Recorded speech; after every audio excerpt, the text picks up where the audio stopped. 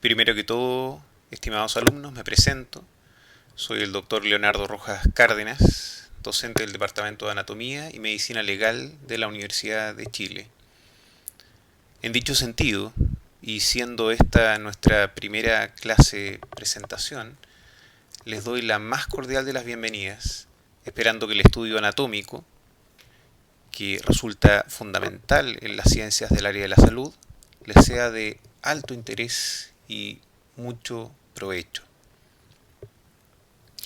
Para iniciar entonces, y para contextualizar qué vamos a entender por terminología anatómica y antes de ello, qué vamos a entender por anatomía, podemos dar una especie de definición al respecto. Entendemos por anatomía la ciencia dedicada al estudio macroscópico de la estructura y en relación a ello a la función corporal. Podemos, si se dan cuenta, hacer una primera diferenciación con otra ciencia relacionada con la anatomía, pero que se dedica al estudio microscópico de la estructura y función corporal, que es lo que denominamos histología. Entonces, anatomía es el estudio, como se puede entender, a ojo desnudo, sin ningún artefacto de por medio, para la comprensión de la estructura del cuerpo humano. Es relevante también hacer, en relación a la anatomía, una breve síntesis de los antecedentes históricos que nos preceden. Tenemos entonces, por ejemplo, como antecedentes relevantes, que las primeras descripciones anatómicas ya datan del periodo del Imperio egipcio y en ese tiempo también prehistórico aparecen papiros hacia los años 3000 a 2500 a.C. Más tarde, en Grecia, entre los años 460 al 377 a.C., aparece la eminente figura de Hipócrates, padre de la medicina, que dictaba clases en relación a descripciones que se pueden relacionar con la anatomía propiamente tal. Es así también que tenemos dentro de la misma Grecia luz del occidente en esa época, que aparece la figura también de Aristóteles, que comienza a utilizar el vocablo de anátome, que quiere decir cortar y separar, que se puede relacionar con su término en latín hermano, que es la disección o disecare, que también hace relación a corte y separación para comprender la estructura.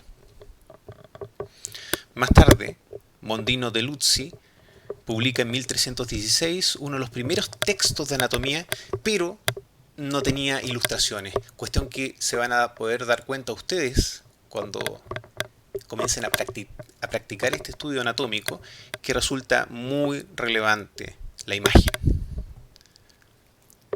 Entonces, apareció en el tiempo también la idea de poder no solamente describir en términos escritos la estructura humana, sino que también poder graficarlo. Y aquí tenemos uno de los primeros ejemplos de Guido da Vigevano de 1345, en donde claramente, como se podrán dar cuenta más adelante, tiene varios errores morfológicos groseros, pero es una primera aproximación para tratar de esquematizar y conceptualizar un poco la estructura humana. Más adelante sí, y con bastante mayor desarrollo, como podrán darse en términos comparativos cuenta ustedes, con la aparición del siglo XV, aparecen disecciones realizadas ya por artistas como tal, y su cuidado en este detalle anatómico de lo que constituye el cuerpo humano es absolutamente relevante.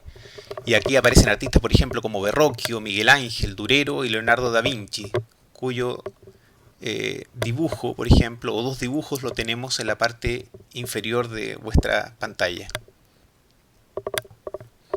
Si seguimos avanzando, nos vamos a encontrar con una obra pero clásica y de alguna forma un hito monumental en la historia de los antecedentes anatómicos, que es en el año 1543 cuando Andreas Vesalio publicó su libro en latín De Humani Corporis Fabrica Libri Septem. En él cambió muchos conceptos erróneos de Galeno, lo que le valió algunos problemas con algunos colegas de la época.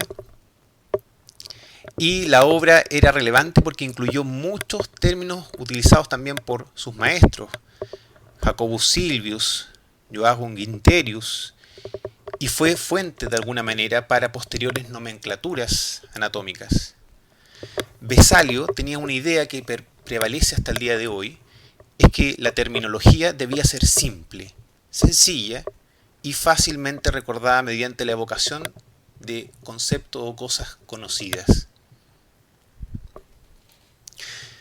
Después de la aparición de este texto monumental, ya empieza a haber una formalidad en el desarrollo de la anatomía como tal y de la enseñanza de la anatomía.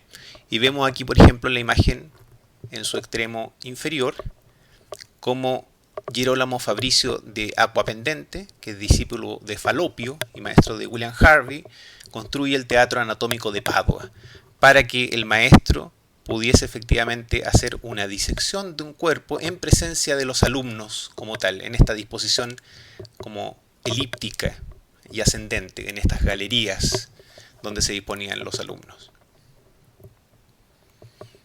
Si seguimos avanzando, y no puedo no nombrarlo, la verdad, la importancia del arte una vez más en la propagación de este conocimiento anatómico.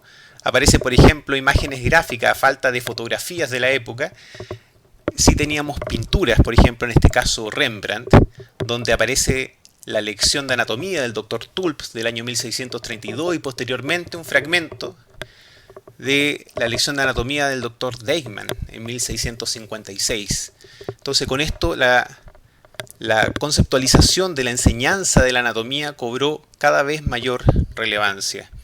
Esto se fue increciendo y, por ejemplo, tenemos que el Parlamento británico en el año 1832 aprobó la Ley de Anatomía, que significaba que había entrega de cuerpos no reclamados a las escuelas de medicina para efectivamente incentivar el estudio del cuerpo humano propiamente tal.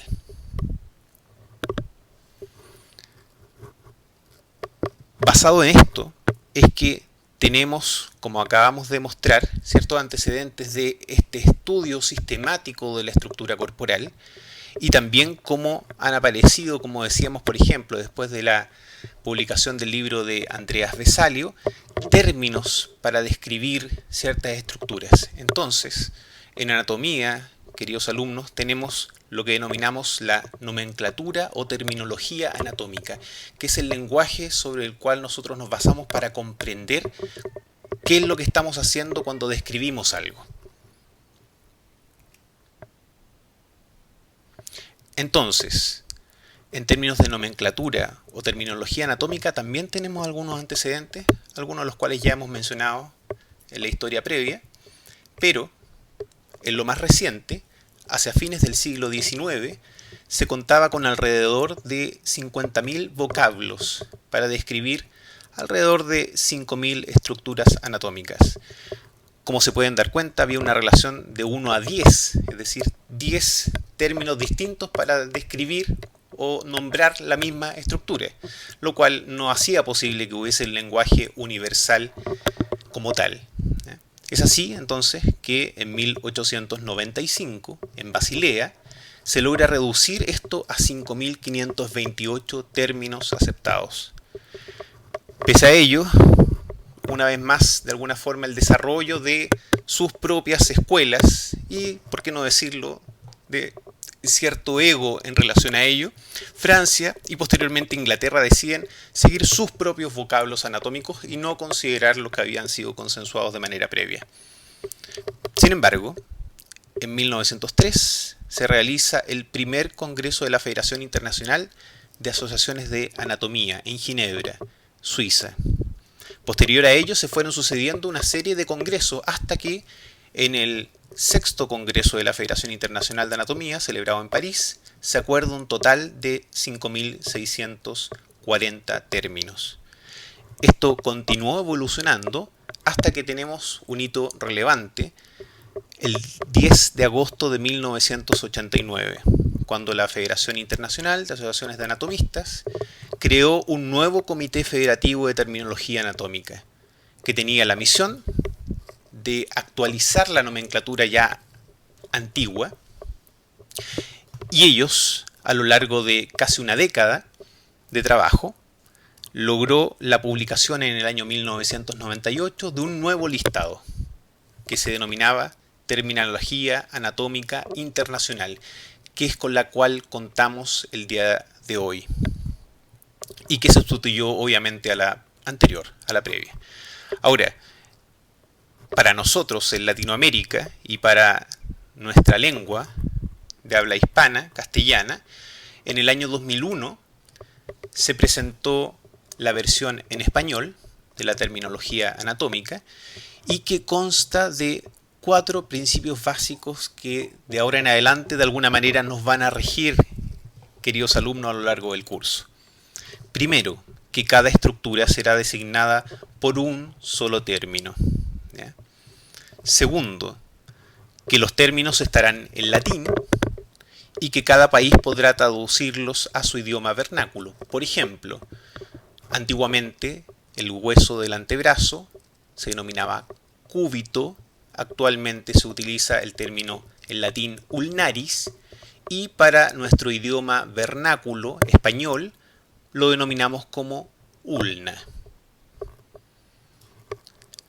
El tercer principio básico de esta terminología es que los términos tendrán preferentemente un valor descriptivo o informativo, que suele suceder, por ejemplo, en el sistema músculo-esquelético, que hay ciertos músculos que describen exactamente cuál es su función. Por ejemplo, el músculo, una vez más, del antebrazo, tenemos el flexor común de los dedos, es decir, que permite la flexión de los dedos de la mano, o también tenemos, por ejemplo, el músculo flexor radial del carpo, es decir, un músculo que está orientado hacia la región radial del antebrazo, que es flexor y que tiene una inserción distal hacia los huesos del carpo.